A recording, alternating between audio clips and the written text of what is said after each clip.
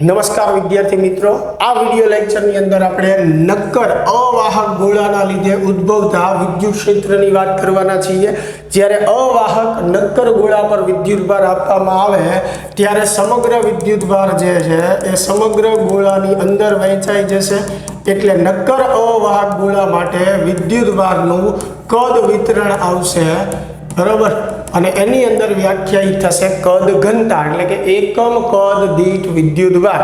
તો સૌથી પહેલી વાત કરીએ કે આ નક્કર અવાહક ગોળાની અંદરની બાજુ વિદ્યુત ક્ષેત્ર જે છે એ કેટલું થશે? તો અંદરની તરફ વિદ્યુત ક્ષેત્ર જે છે એ થશે KQ into small r upon capital R cube, અથવા એને લખી શકાય ρ ઇન્ટુ r છેદમાં 3ε0। જ્યાં સ્મોલ r જે છે એ શું દર્શાવે છે? ગોળાના કેન્દ્રથી જે અંદર આપણે બિંદુ ધાર્યું છે કે જ્યાં આપણે વિદ્યુત ક્ષેત્ર મેળવવું છે એ બિંદુનું અંતર દર્શાવે છે સ્મોલ r। કેપિટલ R શું દર્શાવે છે? ગોળાની ત્રિજ્યા દર્શાવે છે। ρ શું દર્શાવે છે? ગોળાનો એકમ કદ દીઠ વિદ્યુતભાર, જેને આપણે કદ ઘનતા કહીએ છીએ। તો નક્કર અવાહક ગોળા માટે અંદરની તરફ વિદ્યુત ક્ષેત્ર r ના સમપ્રમાણમાં હોય છે, એટલે કે એક્ઝેક્ટ કેન્દ્રમાં 0 હોય છે। જેમ બહાર નીકળતા જઈએ એમ r વધે, એમ વિદ્યુત ક્ષેત્ર જે છે એ વધતું જશે। ક્યાં સુધી વધતું રહેશે? સપાટી સુધી, એટલે કે r બરાબર r સુધી વધતું રહેશે। એટલે સપાટી પર વિદ્યુત ક્ષેત્ર જે છે એ કેવું હશે? મેક્સિમમ હશે। એટલે સપાટી પર r ની જગ્યાએ શું થશે? Capital R।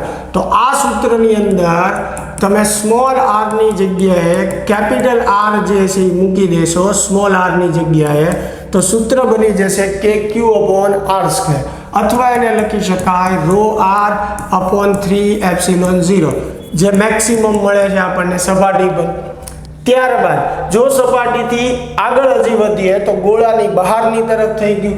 ગોળાની બહારની તરફ વિદ્યુત ક્ષેત્રનું જે સૂત્ર છે એ થશે KQ અપોન r², અથવા ઘનતાના સ્વરૂપે એને લખી શકાય ρ કેપિટલ R ક્યુબ છેદમાં 3ε0 r²।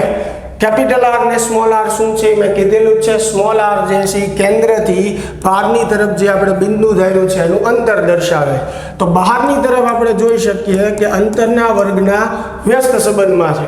તો જ્યારે નક્કર અવાહક ગોળા માટે E વિરુદ્ધ r નો આલેખ દોરવામાં આવે તો અંદરની બાજુ જે છે આલેખ આપણને રેખીય મળશે, એટલે કે જેમ r વધશે એમ E વધશે।